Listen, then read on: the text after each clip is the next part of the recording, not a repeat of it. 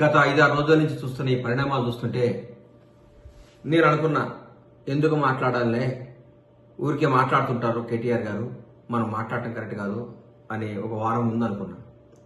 కానీ ఈ వారం రోజుల నుంచి కేటీఆర్ గారు మైకి పట్టుకుంటే చాలు, ఆయన మాట్లాడే మాటలు, ఆయన వ్యవహరించే శైలి గురించి నాకు భయం అవుతుంది, బాధ అనిపిస్తుంది ఆయన చూస్తే.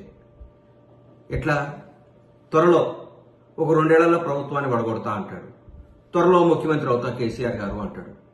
కరెక్టే, చేయండి. రేపు జరగబోయే ఆంధ్రప్రదేశ్లో ఎలక్షన్ జరుగుతున్నాయి, అక్కడ ముఖ్యమంత్రిని చేయండి. లేకపోతే మహారాష్ట్రలో ఎలక్షన్ జరగబోతున్నాయి, అక్కడ ముఖ్యమంత్రిని చేయండి. లేకపోతే ఎక్కడ పక్కన ఏ రాష్ట్రాల్లో, కేరళలో భారతీయ రాష్ట్ర సమితి కదా మీ పార్టీ అధ్యక్షులు కేసీఆర్ గారు, భారతదేశంలో ఏ రాష్ట్రం నుంచి అయినా ముఖ్యమంత్రి అవడానికి అర్హత ఉంది, ఆయన కావాలి, మీరు పోరాడాలి, మీరు పార్టీ భారతీయ రాష్ట్ర సమితి భారతదేశ వ్యాప్తంగా బలపడాలని కోరుకుంటున్నా. అట్లాగే 4 ఎమ్మెల్యేలు వచ్చి ముఖ్యమంత్రి గారిని కలిస్తే ఉలిక్కిపడి నిద్రపోకుండా ఆగమాగమైపోయి అసలు ఏదో కొంపలు విరిగిపోయినట్టు, ఎందుకు సార్ అంతా వాళ్ళని మానసికంగా హింసించి ప్రెస్ మీట్లు పెట్టించి మీరు స్క్రిప్ట్ రాసిచ్చి దాన్ని చదవండి అని చెప్పించారు. వాళ్ళు ఒక 2 లక్షల మందికో 2.5 లక్షల మందికో ఓట్లే ఒక ప్రతినిధిగా ఉన్నప్పుడు వాళ్ళ సమస్యలు ముఖ్యమంత్రి గారిని కలిసి చెప్పుకోవద్దా, ముఖ్యమంత్రి గారిని కలవద్దా? ఇది ప్రజాస్వామ్యం కాదా? ఎక్కడ పోతున్నారు సార్ మీరు? ఎందుకు అంత భయపడతారు?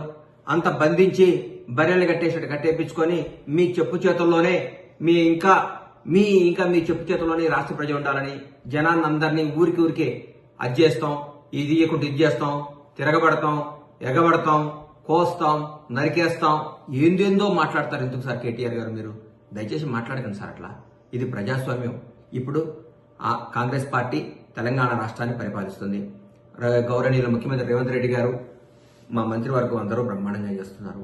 జరుగుతున్న పనులు 45-46 రోజుల్లోనే ఇది కుంపలారిపోయినట్టు రోజు ప్రెస్ మీట్, గూగుల్ పే చేయటం, ప్రెస్ మీట్ పెట్టడం, గూగుల్ పే చేయటం, ప్రెస్ మీట్ పెట్టడం. ఇది కాదు సార్. ఎట్లా ప్రజలకు ఏం చేయాలి? మీరు చేసిన తప్పులేంది? మీరు ఎందుకు ఓడిపోయారు? కొద్ది పర్సెంట్తోనే ఓడిపోయి ఉన్నారు. మీరు గెలిచింది చాలా పెద్ద పర్సెంట్తో గెలిచారా సార్ ఇంతకుముందు? మీరు ఎప్పుడన్నా? ఫస్ట్ టైం మీకు 62 సీట్లు వచ్చినాయి సార్. 62 సీట్లతో మీరందరినీ అభివృద్ధి పేరుతో, ఇప్పుడు నేను మిమ్మల్ని ఏమన్నా అభివృద్ధి పేరుతో, రాష్ట్రాన్ని అభివృద్ధి పేరుతో మా కాంగ్రెస్ ఎమ్మెల్యేలందరినీ, అప్పటి తెలుగుదేశం ఎమ్మెల్యేలందరినీ కూడా మీ చెంతనే చేసుకున్నారు.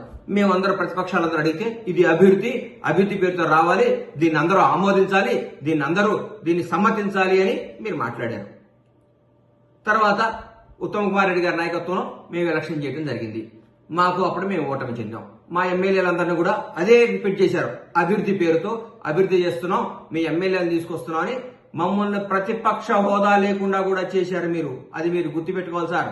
మీకు ఒక న్యాయం, మీరు చేస్తే సంసారం, మేము చేస్తే తప్ప. మీకు ఒక న్యాయం, మాకు ఒక న్యాయమా? మేము ఇప్పుడైతే తెలంగాణ రాష్ట్ర ముఖ్యమంత్రి పోస్ట్ ఖాళీగా లేదు.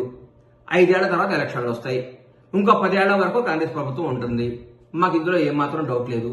మీకేమన్నా అంతగా ముఖ్యమంత్రి కావాలి, అర్జెంటుగా పదవులు చేపట్టాలి, రాష్ట్రాన్ని అది చేయాలి ఇది చేయాలనుకుని ఉంటే మీరు వేరే రాష్ట్రాలకు వెళ్ళి, కొత్తగా బీఆర్ఎస్ పార్టీ కదా, భారతీయ రాష్ట్ర సమితి కాబట్టి మీరు ఎక్కడైనా ఇంప్రూవ్ చేసుకోండి, డెవలప్ చేసుకోండి, పని చేయండి. కానీ ఇక్కడ మాకు చాలా పనులు ఉన్నాయి. అవినీతి మొత్తం ఒక్కొక్కరు తిమ్మింగళాలు, ఒక చిన్న ఆఫీసర్, మీ చెప్పు చేతుల్లో ఒక చిన్న ఆఫీసర్ని పట్టుకుంటేనే ఒక 1000 కోట్లు వచ్చినాయి. ఇవాళ 1000 కోట్లు. ఇట్లాంటి 1000 కోట్లన్నీ రికవరీ చేసి పేద ప్రజలకి, తెలంగాణలో ఉన్న పేద ప్రజలకు పంచండి సార్ అని గౌరవ ముఖ్యమంత్రి గారిని చేతులెత్తి నమస్కరిస్తున్నా. సార్ ఇట్లాంటి చాలా తిమింగలాలు ఉన్నాయి, పెద్ద సొర చేపలు ఉన్నాయి, ఈ చేపలను పట్టండి సార్. పెద్ద పదవుల్లో ఉన్నారు. ఈ హైదరాబాద్ చుట్టుపక్కలే చాలా పెద్ద పదవులు చేసిన అందరూ పట్టుకుంటే దాదాపు మీకు 10,000 కోట్లు వస్తే చాలా రైతు బంధు, ఇంకో బంధు వెళ్ళిపోద్ది మనకి ఒక కార్యక్రమం. ఇట్లా ఈ అవినీతి చేస్తేనే, ఈ అవినీతిని నిర్మూలిస్తేనే మనం బ్రహ్మాండంగానే 6 గ్యారెంటీ చేయగలుగుతామని మాకు నమ్మకం ఉంది. మీకు చేతులెత్తి దండం పెడుతున్నా, కొద్దిగా ఓపిక పట్టండి, కొంచెం మీ మానసికంగా నిబ్బరం చేసుకోండి.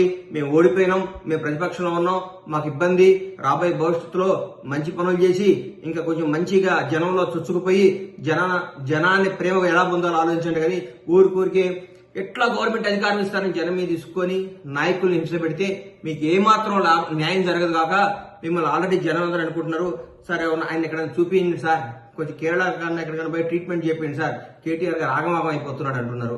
దయచేసి మీరు మాకు పెద్ద రాష్ట్ర చాలా పెద్ద ఉన్నతమైన స్థాయిలో ఉండి వచ్చిన కేసీఆర్ గారి అబ్బాయిగా మిమ్మల్ని గౌరవిస్తున్నాం. రాష్ట్ర నాయకులు కేసీఆర్ గారి అబ్బాయిగా మీకు గౌరవిస్తున్నాం, అభిమానిస్తున్నాం. అందుకంటే మిమ్మల్ని మేము ఏ విధంగా మేము చూడం. మీరు ఎప్పటికీ మా కేసీఆర్ గారి అబ్బాయే. మీరు నాన్నగారి పేరు చెడగొట్టకండి, మీ నాన్నగారి పేరు నాగం చేయకండి. ఆయన తెలంగాణ రావడంలో కూడా కీలక పోషించారని మేము నమ్ముతున్నాం. కాబట్టి మీరు దయచేసి కేసీఆర్ గారి పేరు చెడగొట్టొద్దని, బీఆర్ఎస్ పార్టీని అప్రతిష్ట పాలు చేయకుండా ప్రజా సమస్యలపై పోరాడండి, టైం ఇవ్వండి, అన్నీ జరుగుతాయి. అన్యాయంగా ఊరికే మా ముఖ్యమంత్రి గారిని పట్టుకొని ఎట్లా బట్టి అట్లా మాట్లాడటం, మా మంత్రివర్గాన్ని మాట్లాడటం చేయకండి. అది మీకు మంచిది కాదు. మీకు రాబోయే రోజుల్లో చాలా చాలా మమ్మల్ని చూసి అసూయపడి మీరు గిల్లుకునే రోజులు చాలా ఉన్నాయి. మా కార్యక్రమాలు అట్లున్నాయి, అన్నీ మంచి జరుగుతాయి. మీరు ఆగం కావద్దని మనస్ఫూర్తిగా కోరుకుంటూ మీ ఆరోగ్యం జాగ్రత్తగా ఉండాలని ఆ భగవంతుడిని ప్రార్థిస్తూ మీ బండ్ల గణేష్.